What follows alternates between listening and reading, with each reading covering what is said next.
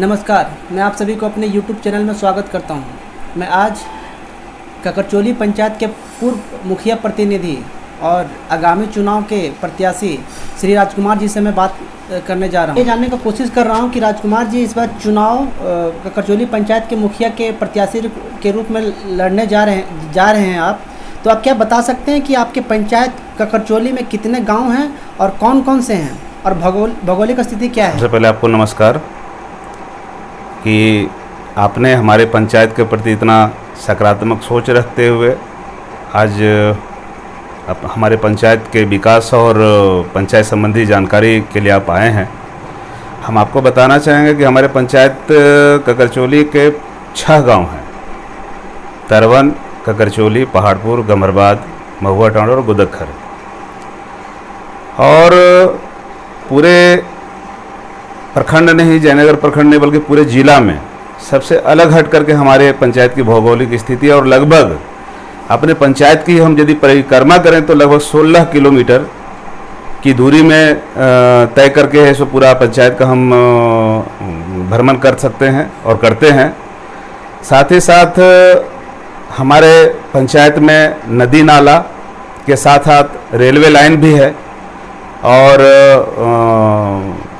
ये एक अलग परिदृश्य पूरे प्रखंड से हमारे पंचायत का अलग दर्शाता है। आप पिछले पंचायत चुनाव में आप एक मुखिया के प्रतिनिधि थे, तो आप ये बता सकते हैं कि आपने पिछले कार्यकाल में आपने क्या क्या विकास का काम पिछले चुनाव 2010 में हमारी पत्नी श्रीमती अंजू देवी मुखिया बनी और लगभग 2.5 से 3 वर्षों तक हम लोग को प्रशिक्षण ही मिलता रहा सरकार के द्वारा। नया झारखंड बनने के बाद में पहली बार चुनाव हुई थी, जानकारी नहीं था और प्रशिक्षण में ही 2.5 से 3 वर्ष बीत गया।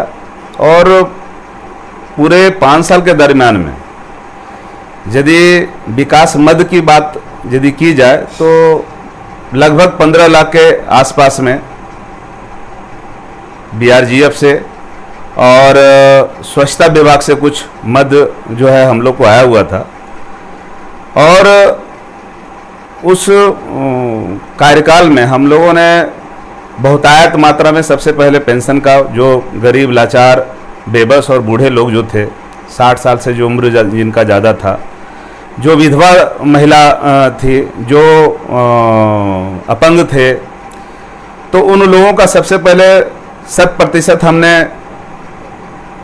पेंशन करवाने का काम किया। पहल अच्छे तरीके से, सकारात्मक तरीके से पदाधिकारियों के साथ में समन्वय स्थापित करते हुए हम लोगों ने उसका काम किया। पिछले कार्यकाल में, हमारे कार्यकाल में, चूँकि आज जो अभी प्रधानमंत्री आवास योजना आ रहा है, हमारे टाइम में इंदिरा गांधी जो है इंदिरा आवास योजना चलता था, तो उसमें भी हम लोगों ने प्रयास किया कि जो गरीब तबके के लोग हैं, जो लाचार लोग हैं, उन लोगों को हम आवास मुहैया करा सकें। इसके लिए भी हम लोगों ने पूरा प्रयत्न किया और जितना हो सका निस्वार्थ भाव से और भ्रष्टाचार मुक्त वातावरण में हमने वह सब सारा काम किया। और बहुत सारी चीज़ें, चूँकि फंड का भी बहुत सारा अभाव था और नया चुनाव होने के चलते सरकार का अधिकार भी मुखिया को बहुत कम मिला था, बावजूद जो इतना ज़्यादा हो सका हम लोगों ने भरपूर ईमानदारी पूर्वक अपना सारा समय पंचायत को हमने दिया। जाहिर सी बात है, बहुत लंबे समय के बाद चुनाव हुई थी, सही से संस्था स्थापित नहीं थी, तो आपको मुखिया प्रतिनिधि के रूप में क्या क्या दिक्कतें आपके सामने आई? देखिए, दिक्कत जो है बताए ही कि 2.5 से 3 साल बीत गया, सिर्फ ट्रेनिंग में ही बीत गया और सरकार जो है वो सारे जो अधिकार ग्राम पंचायत को मिलना चाहिए वो नहीं दे पाई। चूँकि धीरे धीरे जिस विषय पर ट्रेनिंग मिलता गया, प्रशिक्षण मिलता गया, उसमें अधिकार दिया गया और पूर्णतः अधिकार तो मिल नहीं पाया, फंड भी नहीं मिल पाया, चूँकि फंड भी बहुत कम था उस समय। मनरेगा योजना से हमारा यह प्रयास रहा कि जितना ज़्यादा से ज़्यादा हम योजना जो सड़क के रूप में, मिट्टी मोरम के रूप में तालाब के रूप में, इस तरह का काम जो है उस समय भी समतलीकरण के रूप में हम लोगों ने काम करवाया। और साथ ही साथ हम लोग जो है एक अलग, चूँकि उस समय झारखंड सरकार में जो हमारी माननीय मंत्री थी, उसके माध्यम से भी हम लोगों ने जो है वो 2 तालाब, एक तरवन और एक महुआ टांड में हमने कराया है। आप जेठ की दोपहरी में भी यदि चले जाइएगा उन तालाबों में, तो वहाँ पर भी आप यदि उस तालाब में जाइएगा तो शायद आप उस तालाब में डूब जाएं, इतना पानी जेठ के दोपहरी में भी रहता है। और तरवन का जो तालाब है, इस तालाब से लगभग नहीं तो 20 एकड़ के से ऊपर के ज़मीन जो है वो सिंचित होती है और उसमें गेहूं का उत्पादन होता है, गेहूं की खेती लोग करते हैं। और सरकार जो है कुछ मदद मिला कहीं कहीं से, लेकिन ज़्यादा मात्रा में जो है वो नया चुनाव था, इसके चलते सरकार से भी बहुत सारी दिक्कतें थी, जो पिछले कार्यकाल में, जो अभी वर्तमान कार्यकाल में जो हमने देखा है कि काफ़ी दिक्कतों का जो है वो निवारण सरकार ने किया है। आने वाले समय में बेहतर होगा, इसकी मैं कल्पना करता हूं और यह उम्मीद करता हूं कि आने वाले समय में सरकार जो है पंचायत को और मजबूत करेगी। और मजबूत करने के साथ साथ जब सरकार मजबूत करेगी तो हम लोग भी अपने पंचायत को मजबूती देंगे। आप इतने अच्छे काम के बारे में बता रहे हैं, तो आपने 2015 के चुनाव में हार का मुख्य कारण क्या समझते हैं? देखिए, 2015 का जो चुनाव था वो हमारी पत्नी उम्मीदवार थी श्रीमती अंजू देवी जी, मुखिया की, और जिला परिषद का भी चुनाव जो है हमारे उम्मीदवार थे और हमारा फोकस जो था वो जिला परिषद पर ही था। हमने पंचायत में जो बेहतर काम किया था, इसके चलते अति आत्मविश्वास हमारे अंदर में चलाया था कि पंचायत के जो लोग हैं वो बखूबी जो है हमारा सहयोग करेंगे, और किए भी। क्योंकि पिछले चुनाव में जिस समय हमने जीत हासिल किया था उसका लगभग 2 गुना हमें वोट प्राप्त हुआ, परंतु चुनाव जो है हम हार गए। और यदि अति आत्मविश्वास के साथ न रह करके यदि लोगों के बीच में रहते तो शायद ऐसी नौबत नहीं आती। यही एक मुख्य कारण रहा। वर्तमान मुखिया ककरचौली पंचायत के विकास के प्रति आपका क्या नज़रिया है? किन किन क्षेत्रों में विकास हुआ और किन किन क्षेत्रों में विकास हुआ अभी तक नहीं? देखिए, वर्तमान मुखिया के बारे में यदि आप कहेंगे तो चुनाव जीतने के बाद ही सारा फोकस अपने विकास पर लगाई। पंचायत का विकास कहीं दूर दूर तक नज़र नहीं आया। वो जो हमारे सरकार के द्वारा जो 13वीं वित्त में दिया गया, 14वीं वित्त में दिया गया और अभी 15वीं वित्त, 3 वित्त आयोग का मद वर्तमान मुखिया के द्वारा खर्च किया गया। आप मेरा पूरा पंचायत घूम करके देख सकते हैं, कहीं पर भी यह नज़र नहीं आएगा। जैसा कि जानकारी प्राप्त हो रही है कि लगभग 1.5 करोड़ के आसपास में इनके द्वारा खर्च किया गया, लेकिन वह खर्च कहीं आप पंचायत मेरा घूम करके देख लीजिए, कहीं दूर दूर तक विकास नज़र नहीं आएगा। सिर्फ बंदरबाट करने का इन लोग काम किया। बने हुए योजनाओं का, बने हुए चबूतरों को तोड़ तोड़ करके फिर से उसको रिपेयरिंग करने का काम किया गया है।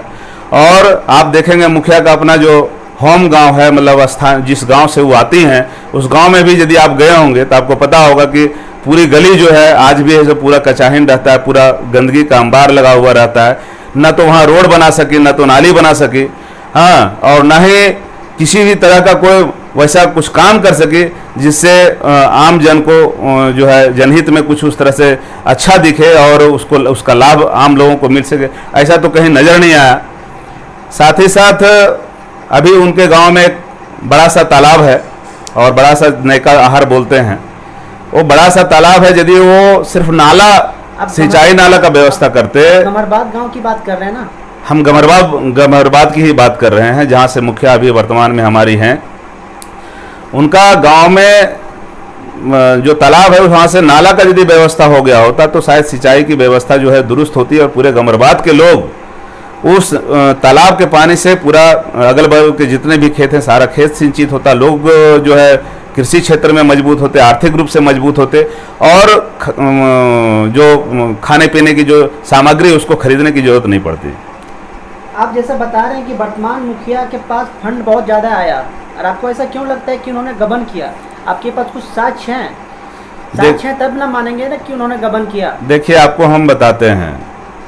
और अगर कुछ गबन किया तब किन किन क्षेत्रों में गबन किया, 2-4 एग्जाम्पल दे सकते हैं? आपको मैं बताता हूँ कि गोदखर गांव का चबूतरा जो देवी मंडप के सामने में है, वो ऑलरेडी बहुत ही बढ़िया तरीके से बनाया गया था।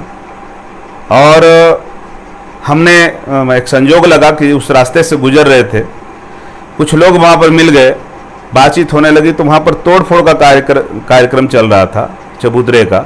हमने पूछा कि यह चबूतरा क्यों तोड़ा जा रहा है? लोगों ने बताया कि जो हमारी मुखिया हैं, वो बालू मद का जो फंड है, उस फंड को रिपेयरिंग के नाम पर यहाँ के ग्रामीण को दिए हुए हैं, और उसी को जो है तोड़ करके फिर से नए तरीके से बनाया गया है, जबकि इसको बनाने की कोई ज़रूरत नहीं थी। इससे पता चलता है कि इन्होंने मद का दुरुपयोग किया और सही जगह पर लगाने के बजाय इन्होंने जो है वो सिर्फ लूट खसोट में ही ज़्यादा दिमाग लगाई, और इसके कारण जो है इस तरह का आप लगभग हर एक गांव में आप चले जाइए, लगभग यही कहानी हर एक जगह मिलेगी। कहीं पर विकास कहीं दूर दूर तक नज़र नहीं आ रहा है, कहीं ना तो कृषि क्षेत्र में, ना स्वास्थ्य क्षेत्र में, ना स्वच्छता के क्षेत्र में, और ना ही किसी भी क्षेत्र में वो विकास कहीं नजर आएगा हमारे पंचायत में। आपने एग्जाम्पल दिया गोदखर गांव के जी, तो ऐसा और कुछ आपके दिमाग में एग्जाम्पल है? एक आध कभी हो जाते हैं, मिसअंडरस्टैंडिंग हो जाते हैं, एक गांव, 6 गांव है तो 6 गांव में उसका भी मैं बताता हूँ।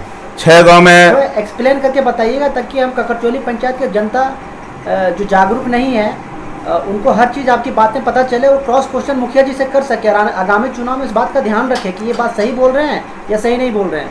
आपको एक चीज़ और बताते हैं।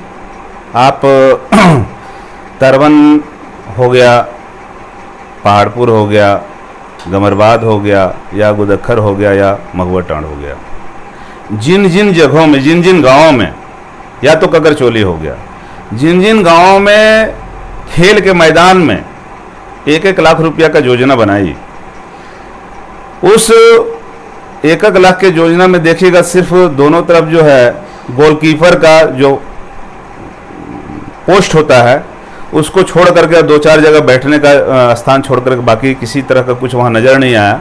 और ककरचौली चूँकि पहले से ही वह फील्ड मजबूती के साथ में रहा है, जो फील्ड नए सिरे से बनाने की जहाँ बात थी, आज भी वहाँ पर बंजर जैसा दिखेगा, न तो घास का पता है, न तो वहाँ पर खिलाड़ी जो है ना खेल पाएंगे, और खेल के मैदान के जैसा कहीं प्रतीत ही नहीं होता है। इससे आप आकलन कर सकते हैं। आप जाइए और जाने के बाद में ये सब सारा चीज़ आपको नज़र आएगा। मतलब खेल के क्षेत्र का जो भी फंड था उन्होंने गबन कर लिया। निश्चित। और कुछ समाज कल्याण का कोई फंड, जैसे प्रधानमंत्री आवास वगैरह, इस तरह का कुछ साक्ष्य है क्या आपके पास? प्रधानमंत्री आवास योजना के बारे में तो हम यहाँ तक कहना चाहेंगे कि इन्होंने वैसे लोगों को प्रधानमंत्री आवास योजना का अनुशंसा किया जो गरीब गुरबा थे, जो लाचार थे, आज भी जो है दर भटकने का मजबूर हैं अपने घर में। कब बहुत सारे ऐसे लोग हैं, अभी आपको ककरचौली आप चले जाइए, आप गोदखर चले जाइए, गोदखर में आपका अंजू देवी पति रंजीत मोदी, उनका भी है सो प्लास्टिक ऊपर में मतलब क्या बोल सकते हैं, खप्पड़ भी नहीं है, प्लास्टिक से ढक करके वो रह रही है। आप चले जाइए ककरचौली में, महादेव यादव हो गए, आपका शंकर यादव हो गए, उनका घर गिर गया। हमारे राणा जी हैं, उनका भी वही हालत है। स्थिति बहुत बद से बदतर है। मजबूत लोगों के लिए उन्होंने काम किया, जो गरीब तबका थे, जो लाचार तबका थे, उनका भी काम करना चाहिए। यदि आपने मजबूत का किया, हमें कोई परेशानी नहीं, पर उन गरीब गुरबा जो लोग हैं, सबसे पहले प्राथमिकता उनको देनी चाहिए थी, जो उन्होंने नहीं किया। आप आगामी चुनाव के प्रत्याशी हैं, तो आप मुझे ये बता सकते हैं कि आपको जनता पुनः मुखिया के रूप में क्यों चुनी? पंचायत के क्षेत्र में क्या क्या प्लान है? कि आपका कुछ स्ट्रक्चर सोचे हुए ना कि ये मेरा प्लान है जो मैं पिछला प्रतिनिधि के रूप में नहीं कर पाया। कि पहला मैं शिक्षा के क्षेत्र में आपका क्या प्लान है? देखिए, हम तो ये कहना चाहेंगे कि 5 साल हमने हमारे प्रतिनिधि के रूप में हमने बिताया। 5 साल जो है विपक्ष में रहे, सारी चीज़ों पर निगाह हमारी बनी रही, लोगों के साथ में हमारा संबंध मजबूती के साथ में अटूट रहा, और आज भी लोगों का प्यार मोहब्बत जो 5 साल पहले था उससे और भी गहरा हुआ है। आप आने वाले समय में भविष्य के बारे में बता रहे हैं, तो सबसे पहले तो आपको मैं ये बता दूं कि पंचायत भवन जो हमारा सचिवालय है, हमारा जो जहाँ से सारी योजनाएं तय होती है, जो हमारा मुख्य मतलब एक तरह से कह सकते हैं कि हमारा जहाँ से सारी योजना का क्रियान्वयन जिस कार्यालय से होना है, सबसे पहले तो उसको हम दुरुस्त करेंगे, सुंदर रखेंगे, बागवानी के साथ साथ बढ़िया तरीके से सजा कर के रखेंगे। उसके साथ साथ शिक्षा के क्षेत्र में आपने बोला, शिक्षा के क्षेत्र में हमारी भी योजना है कि एक आदर्श पंचायत हम शिक्षा के क्षेत्र में कर सकें। लोगों को जो आज प्राइवेट विद्यालय बहुत फल फूल रहे हैं, क्योंकि इसलिए फल फूल रहे हैं कि हमारे सरकारी विद्यालयों में जो शिक्षा का जो एक गुणवत्ता होना चाहिए, शायद उन गुणवत्ता में जो है बहुत हद तक व्यवस्था नहीं होने के कारण भी नहीं हो पा रहा है। हमारे चुनाव जीतने के बाद में शिक्षा के क्षेत्र में प्रत्येक विद्यालय में जो आधुनिक व्यवस्था है, कंप्यूटर से लेकर के हर चीज़ हम लोग स्कूल में देने का काम करेंगे। और स्कूल में देने के साथ साथ जो बढ़िया माहौल हम लोग तैयार कराने में जो शिक्षक रहेंगे, उनके साथ में एक अच्छा माहौल बनाते हुए, सौहार्दपूर्ण वातावरण में एक समन्वय स्थापित करते हुए हम लोग शिक्षा के क्षेत्र में बच्चों को अच्छी तालीम मिल सके, शिक्षा मिल सके, ऐसे हम व्यवस्था अपने पंचायत के लिए करेंगे। ये जो आप बता रहे शिक्षा के क्षेत्र में, तो केवल पूरा पंचायत में एक जगह के बारे में सोच रहे हैं या पूरे हमारा यह प्रयास होगा कि हमारे पंचायत में जितने भी विद्यालय हैं, चाहे वो गोदक्खर का हाई स्कूल हो, चाहे वह अभी तो महुआ डांड का विद्यालय भी जो है वो एडजस्टमेंट हो गया है, गोदक्खर के साथ में समाहित हो गया है, चाहे वो मिडिल स्कूल आपका जो है गमरबाद का हो, या तो फिर नव प्राथमिक विद्यालय पहाड़पुर का हो, या तरवन का नव प्राथमिक विद्यालय हो, या फिर मध्य विद्यालय ककरचोली का हो, जितने भी जहाँ पर जो हमारे शिक्षक और बच्चे सब सारे लोगों का समन्वय स्थापित होगा, सारे लोग जागरूकता अपने आप में लाएंगे, हम उनका सहयोग करेंगे। और हर पंचायत के हर एक विद्यालय के बारे में हमारा सोच है कि हर एक विद्यालय हमारा वहाँ के बच्चे जो है बेहतर माहौल में शिक्षा ग्रहण कर सके, पूरा प्रयास होगा। आप लाइब्रेरी के बारे में सोचते हैं कि हमारा जो पंचायत है, ककरचोली पंचायत है, वहाँ पे लाइब्रेरी प्रत्येक गांव में होना चाहिए ताकि बच्चे भी पढ़ सके, बुजुर्ग भी पढ़ सके, ऐसा कुछ आपका प्लान है क्या? जैसे देखिए, लाइब्रेरी तो जरूरी है, पर सरकार का मत किस रूप में आता है और क्या सरकार का निर्देश होता है। यदि सरकार का यह निर्देश रहा तो हमारा प्रयास रहेगा, चूँकि एक पुस्तकालय भवन जो है महुआ टांड में पहले से भी था, उसको हमने एक नए सिरे से उस भवन को भी ठीक ठाक हमने किया और एक व्यवस्था भी देने का काम किया। आने वाले समय में यदि उस तरह का विकास का मद रहा और सरकार का निर्देश रहा तो प्रत्येक गांव में हमारा यह प्रयास रहेगा कि पुस्तकालय खुले। ऐसे तो सरकार के द्वारा सभी विद्यालयों में मुफ्त में कॉपी किताब कलम सब कुछ मिल रहा है। पुस्तकालय हो जाने से हमारे वैसे लोग जो आज विद्यार्थी तो नहीं रहे हैं, लेकिन एक जो कहीं पत्ता खेल करके जो समय बिताते होंगे, शायद पुस्तकालय भवन रहेगा तो वहाँ अच्छी अच्छी पुस्तकें रहेंगी और वहाँ से अच्छा चीज़ है सो ग्रहण होगा और समाज में एक अच्छा संदेश जाएगा। आपका स्वास्थ्य के क्षेत्र में आपका क्या प्लान है ककरचोली पंचायत के लिए? देखिए, ककरचोली पंचायत में चूँकि रोड रास्ता कहीं है नहीं, मुख्यालय से एक तरह से कहिए कि पंचायत मुख्यालय और प्रखंड मुख्यालय जो है वो एकदम कटा हुआ है, कहीं रास्ता है नहीं। यदि आप पंचायत मुख्यालय के आप यदि दक्षिण की छोर में जाते हैं, रेलवे की ज़मीन है जहाँ रास्ता बना हुआ है। आप उत्तर की छोर में यदि आते हैं, इधर व्यक्तिगत ज़मीन जो है वो रास्ता में आ जा रहा है, वो रोड़ा बन जा रहा है, जिसके चलते जो है रोड का जो है निर्माण नहीं हो पा रहा है। और ऐसी परिस्थिति में आने वाले समय में और कष्टकारक हो सकता है, क्योंकि रास्ता का अभाव होगा। उसके लिए तो हम लोग जन आंदोलन अपने पंचायत के लोगों के साथ में करेंगे कि रेलवे के बगल में हम लोग को ज़मीन मिले। साथ ही साथ हम पंचायत, चूँकि हमने आवेदन जो है पिछले समय में झारखंड सरकार को दिया था, उसका प्रतिफल ये हुआ कि बिल्डिंग तो बन गई हमारे पंचायत में और बिल्डिंग जो है स्वास्थ्य उपकेंद्र बना हुआ है, परंतु वहाँ ना तो एएनएम है, ना तो किसी तरह का कोई डॉक्टर है, ना तो कोई वहाँ पर मेडिकल की सुविधा मुहैया है। हमारा प्रयास होगा कि आने वाले समय में जो है जब हम चुनाव जीतते हैं तो ऐसी परिस्थिति में यहाँ पर एएनएम स्वास्थ्य उपकेंद्र में हो, इसको हम सुनिश्चित करेंगे। स्वच्छता के क्षेत्र में आपने क्या प्लान बना रखा है? क्योंकि स्वच्छता हमारे समाज के लिए बहुत ज़रूरी है। बहुत सारे गांवों में मैं देखा मैंने जब भ्रमण किया तो सारा जो घर का जो पानी है या जो बर्तन वगैरह हमारी औरतें मांज रही होती हैं, सारा एकदम देख रहे होते हैं कि वो रोड पे ही आ रहा है। तो इसको लेकर के कुछ आपका प्लान है क्या? जैसे देखिए, यही तो सबसे बड़ी चीज़ है। स्वच्छता यदि नहीं है तो बहुत बीमारियों का घर है।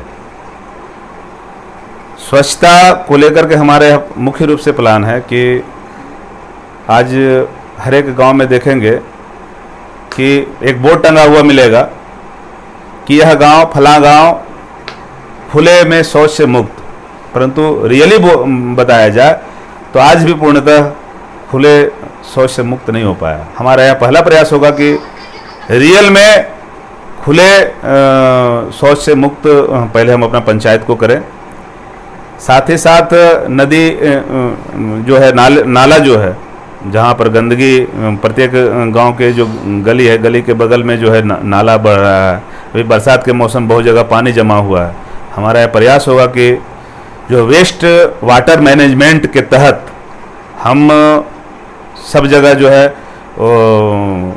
पनसोखा का व्यवस्था करेंगे, जिससे हमारा जो पानी है वो जहाँ से निकलता हो वहीं पर हमारा समाहित हो जाए। इससे हमारा पानी का लेवल भी बढ़ेगा और गंदगी भी कहीं नज़र नहीं आएगी, और इस तरह से हमारा पूरा जो है पंचायत जो है स्वच्छता की ओर जाएगी, साफ सुथरा रहेगी, और इससे जो है एक अच्छा वातावरण मिलेगा और बीमारियों से भी लोग दूर रहेंगे।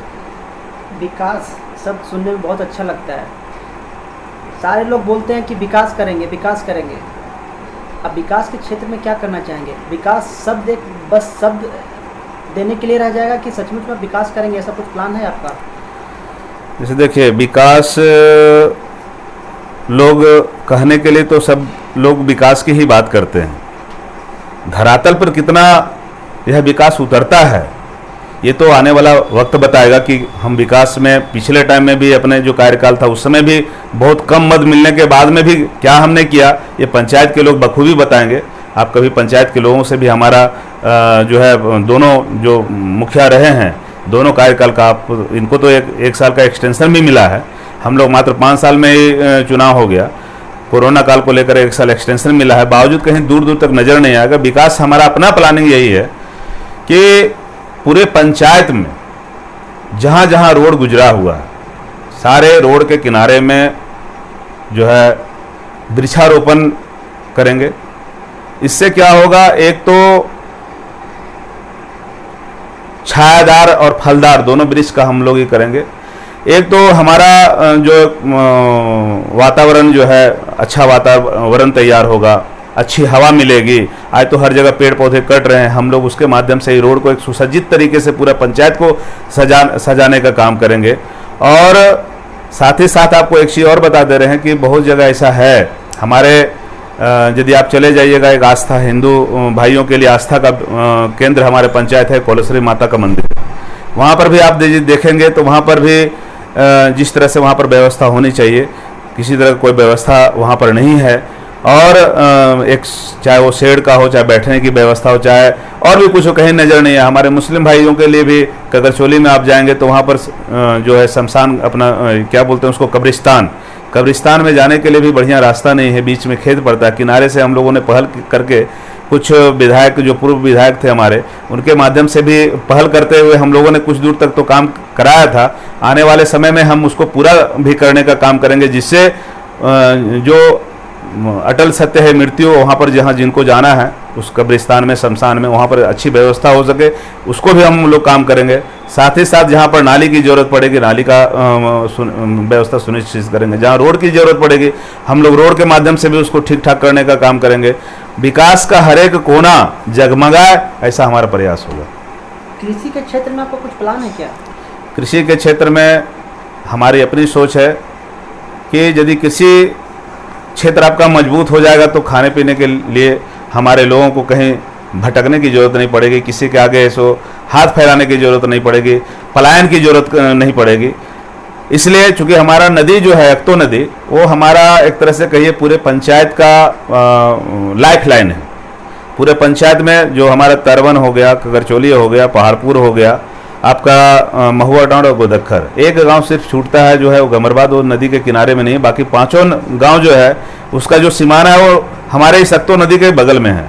हमारा यह सोच है कि सरकार से पहल करते हुए, बात करते हुए तरवन के नीचे एक, चूँकि हमारा पंचायत का अंतिम गांव जो है वो तरवन होता है नदी के नीचे भाग में, वहाँ पर यदि हम एक बांध जो है चेकडैम जिसको बोल सकते हैं, उसको यदि चेकडैम को मतलब जमीन पर लाकर धरातल पर ला करके यदि हम उसको बना सकें तो वैसी परिस्थिति में वह जो चेकडैम होगा वो यहाँ से लेकर के कठाड़ी के आसपास के सीमाना तक जो है वो हमारा दो चीज़ होगा। एक तो बालू का संग्रहण होगा जिससे हमारा पानी का लेवल ऊपर होगा, और दूसरा ये चीज़ है कि इतने गांव में यदि हो जाएगा तो वैसी परिस्थिति में लिफ्ट इरिगेशन के माध्यम से, और यह लिफ्ट इरिगेशन बताए आपको कि पूरे हमारा 5 गांव जो है एकदम नदी के किनारे में है, और पांचों गांव में नदी के किनारे से लिफ्ट इरिगेशन की व्यवस्था सबसे ऊंचे वाला भाग में ले जाकर के वहां से पानी यदि हम निस्तार करेंगे तो पूरा हमारा जो पंचायत है पूरा एकदम शिक्षा के क्षेत्र में, कृषि के क्षेत्र में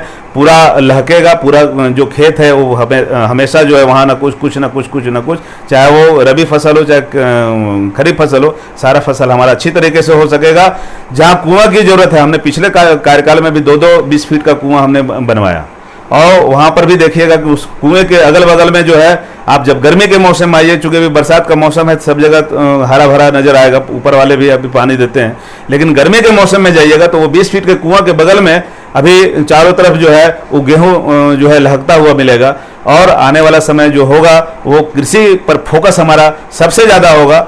यही हाल हमारा ककरचोली का है, यही हाल हमारा गमरबाद और महुआ टाँड़ का है। यदि पानी की व्यवस्था लिफ्ट इरिगेशन के माध्यम से हम कर सके, पिछला बार हमने प्रयास भी किया था, सरकार के पास अपनी बातें भी पहुंचाई थी, इसी बीच हम चुनाव हार गए, और चुनाव हारने के बाद यह जो है अधर में लटक गया। आने वाले समय में मैं यदि चुनाव जीतता हूं तो ऐसी परिस्थिति में लिफ्ट इरिगेशन के माध्यम से कृषि क्षेत्र को मैं बहुत मजबूती प्रदान करूँगा। पूरे भारत में एक सबसे बड़ी समस्या है, खास करके जो कोरोना का जो समय आ गया उससे तो और समस्या बढ़ गई, युवाओं को रोजगार को लेकर के। आपके पंचायत में भी ये समस्या है, बहुत सारे युवक हैं बेरोजगार हो गए हैं। मुखिया के उम्मीदवार को लेकर के, आप मुखिया के प्रत्याशी होने वाले, भावी प्रत्याशी होने वाले हैं, इसको लेकर के आपको कुछ प्लान है क्या रोजगार से रिलेटेड? देखिए, एक चीज़ बताते हैं कि बहुत ऐसी चीज़ें हैं जो हम लोगों के बूते की बात नहीं है। युवाओं को परमानेंट रोजगार तो नहीं, लेकिन आंशिक रोजगार की व्यवस्था तो हम लोग जरूर कर सकते हैं।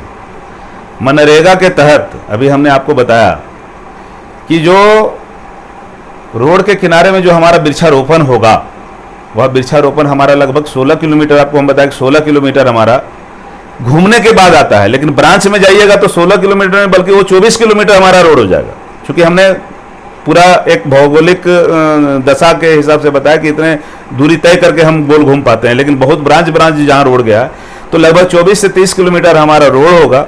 और जब उतना लंबाई में रोड होगा तो उसका देखभाल करने के लिए भी हमारा वहाँ पर चाहिए, उस ब्रिज को 5 साल तक पूरा देखभाल करने के बाद में ही वो जो है एक पेड़ तैयार हो पाएगा, पौधा से पेड़ तैयार हो पाएगा। तो उसमें बहुत सारे हमारे मजदूर जो है वहाँ पर उसमें काम करेंगे। बहुत जो युवा बेरोजगार हैं वो यदि काम करना चाहेंगे तो उनको वहाँ पर परमानेंटली व्यवस्था दी जाएगी, परमानेंटली उनका रोजगार वहाँ पर जो मिनिमम वेजेज के साथ में जो हमारा जो जितने दिन का रोजगार देना है मनरेगा के तहत में, उतने दिन तक लगातार हमारे लोग जो है बेरोजगार युवक लोग को हमारा रोजगार सुनिश्चित हो सकेगा। और ये हमारा जो है रोजगार के प्रति इस तरह का हमारा झुकाव होगा, रोजगारों को बेरोजगार युवकों को प्राथमिकता दी जाएगी। आपके पंचायत में मुख्यतः हिंदू और मुस्लिम 2 संप्रदाय हैं, तो अब दोनों संप्रदाय के बीच में सामाजिक एकता तथा शांति व्यवस्था कायम रखने के लिए अब क्या उपाय करेंगे, या हमेशा शांति व्यवस्था कायम रहती है आपके क्षेत्र में पंचायत? देखिए, हमारा पंचायत इस मामले में जितना बोलेंगे वो कम है, बहुत अच्छा है। हिंदू मुस्लिम की भावना नहीं है, इंसानियत की भावना यहाँ पर ज़्यादा झलकती है। पिछले कार्यकाल में भी हम लोगों ने हिंदू मुस्लिम एकता पर बल दिया था और कभी किसी तरह का कोई उस तरह का अप्रिय बात नहीं आई है, और इस तरह से कभी अप्रिय बात हम लोग के रहते हुए कभी आएगी भी नहीं, ये ऐसा मैं कल्पना करता हूँ। और इस तरह का हमेशा सोच रखता हूँ कि हमारे हिंदू भाई हो, मुस्लिम भाई हो, सारे लोगों के लिए जो जहाँ जिस तरह का ज़रूरत पड़ेगा हमेशा उन लोगों के लिए तत्पर और खड़ा रहूँगा। मेरा ये आखिरी सवाल होगा कि आपने बताया कि पहले टर्म में जब आप प्रतिनिधि थे, मुखिया प्रतिनिधि थे, तो आपको सीखने में बहुत सारा टाइम चला गया। जाहिर सी बात है 5 साल वो और 6 साल इधर, टोटल 11 साल हो गया जब अब मुखिया के पावर को लेकर के, शक्ति को लेकर के, जो हमारे भारत के संविधान में मुखिया को पावर दिया गया है, आप अपने जनता, जो आपकी जनता है वो मुखिया को सीधा जानते हैं कि वो साइन करने के लिए होते हैं, और तो आप अपने एक्सपीरियंस से, अपने अनुभव से, टोटल 11 साल का जो एक्सपीरियंस रहा, इस बेसिस पे आप बता सकते हैं कि मुखिया का क्या क्या पावर होता है, ताकि हमारी जनता, आप अभी बता करके फिर बाद में मुकर ना जाए, तो आप बताएंगे, थोड़ा डिटेल में बताएंगे और अपनी भाषा में बताएंगे ताकि आपके हर जनता जान सके कि मुखिया का क्या पावर होता है। आपको तो अभी बहुत सारी बातें आपको हमने बताया। मुखिया हेड ऑफ द पंचायत और फर्स्ट पर्सन ऑफ पंचायत। मुखिया यदि आपके ईमानदार हों तो लगभग जितनी भी समस्याएं हैं सारी समस्याओं में आपके साथ में वो खड़ा रहेंगे। पावर की आप बात बोल रहे हैं तो सरकार के ऊपर में निर्भर करता है कि मुखिया कितना पावर में चल सकता है। यदि सरकार चाहे वो शिक्षा के क्षेत्र में हो या तो फिर आपका आंगनबाड़ी हो गया, विद्यालय हो गया, कृषि के क्षेत्र में बताए, रोड रास्ता के बारे में बताए, उन लोगों का विकास करना, बेरोजगार युवकों को प्राथमिकता देते हुए रोजगार का सृजन करना, जो बूढ़े बुजुर्ग हैं उन लोगों को जो है वो पेंशन मुहैया सुनिश्चित करना, जो महिलाएं हैं, जो विधवा हैं उन लोगों को पेंशन मुहैया करवाना, साथ ही साथ जो आवास जिनका नहीं है, जो जिसके कच्चे मकान हैं या तो कच्चे नहीं भी हैं तो बहुत जीर्ण शीर्ण अवस्था में यदि पक्के भी मकान हैं उन लोगों को जो है मकान व्यवस्था करने का व्यवस्था करना, इन सारा चीज़ समाहित है। आपके जितने भी हमारे हॉस्पिटल जो है, आपका स्वास्थ्य विभाग जो है, वहाँ पर भी आप एएनएम के माध्यम से बढ़िया तरीके से अपने पंचायत को जो है स्वास्थ्य विभाग में भी आप किसी भी तरह कोई परेशानी नहीं होने देना अपने जनता को। इस तरह की बहुत सारी चीज़ें हैं जो जहाँ पर मुखिया होल एंड सोल सर्वा हो रहा है। किसी भी तरह का हमारे प्रशासन में, हमारे कार्यकाल में प्रशासन के पास में 99% जो कार्यकाल रहा लोग नहीं गए। यदि कुछ एक दो लोग पहुँचे भी प्रशासन के पास, चाहे वो कोर्ट पहुँचे हों चाहे थाना पहुँचे हों, तो भी उन सारे मामला का भी निष्पादन हम लोग जो है अपने पंचायत में ही बैठ करके निष्पादित किया। और यह प्रयास रहा कि आपस में लोग लड़े नहीं, झगड़े नहीं, और उसका भी हम लोगों ने बेहतर तरीके से एक सौहार्दपूर्ण वातावरण यदि भाइयों के बीच में हो या आपस में गांव घर के लोगों के बीच में हो, तो उन लड़ाइयों को भी हम लोगों ने जो है बढ़िया तरीके से डील करते हुए, समझाते हुए, बुझाते हुए मामला को हम लोगों ने शांत कराया। झगड़ा झमेला ना हो इसका हम लोग सुनिश्चित करने का प्रयास किया। इसलिए पावर यदि कहिएगा तो पावर बहुत है, उसका पावर का सदुपयोग यदि करे तो हमारा पंचायत में बल्कि पूरा क्षेत्र हमारा जगमगा है। और ये उदाहरण आपको एक चीज़ और भी बताते हैं कि अपने कोडरमा जिला में, पूरे झारखंड की मैं तो बात नहीं कर सकता हूँ और ना मैं वहाँ तक जा सकता हूँ, लेकिन पूरे कोडरमा जिला में हमारा यह पंचायत सबसे अलग हट करके रहेगा और हमारे पंचायत का उदाहरण लोग दूसरे पंचायत में देंगे। ये इतना तो जरूर हम अपने पंचायत के लिए करेंगे। आगामी चुनाव में अपने ककरचौली पंचायत की जनता से क्या आग्रह करना चाहेंगे कि 2015 का जो उन्होंने गलती कर दिया है, ठीक है, आपसे क्या गलती हुई जो उन लोगों ने, आपने बताया कि मेरा ध्यान कोई दूसरे तरफ था, तो आगामी चुनाव में ककरचौली के पंचायत की जनता से क्या आग्रह करना चाहेंगे? हम अपने पंचायत के सम्मानित जनता से यही हम आग्रह करेंगे कि आपने दोनों का कार्यकाल देखा है, हमारा कार्यकाल भी देखा है जब हमारी पत्नी श्रीमती अंजू देवी मुखिया थी। अभी वर्तमान मुखिया जो अर्चना कुमारी जी हैं उनका भी कार्यकाल आपने देखा है। हमने पूरा कार्यकाल भ्रष्टाचार मुक्त रखा और अभी वर्तमान में जो अर्चना कुमारी जी हैं, जो वर्तमान मुखिया हैं, भ्रष्टाचार को किस सीमा तक पहुंचाई हैं हमारे पंचायत के सारे लोग जानते हैं। हम पंचायत के सभी सम्मानित जनता से, साथियों से, माता बहनों से हमारा यही आग्रह होगा कि आप हमें एक मौका दें, एक अवसर दें, और यह आत्मा आपका स्वयं गवाह देता होगा कि हमने एक बेहतर काम किया था अपने कार्यकाल में, और उसकी पुनरावृत्ति उससे बढ़ चढ़ करके होगी, क्योंकि उस समय विकास की मद नहीं थी, अभी विकास का भी मद है। सारी जगह में हमारी जनता खुशहाल नजर आएगी।